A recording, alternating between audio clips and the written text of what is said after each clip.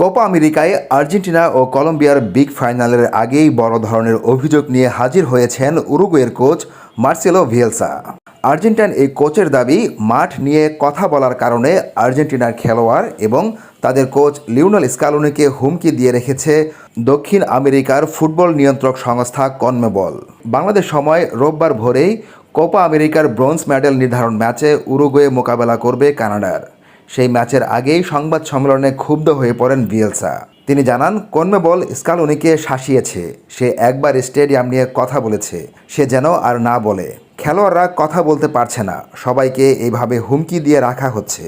সেমিফাইনালে কানাডার বিপক্ষে জয়ের পরই যুক্তরাষ্ট্রের মাঠ নিয়ে সমালোচনা করেছিলেন আর্জেন্টিনার অধিনায়ক লিওনেল মেসি। দাপুটে জয়ের পর মেসি বলেছিলেন, আমরা এ নিয়ে টানা চতুর্থ ফাইনাল খেলব। কথাটা বলা সহজ হলেও পুরো যাত্রা অনেক কঠিন ছিল। খারাপ পিচ, ভারী আবহাওয়া এবং এখানে খেলা বেশ কঠিন।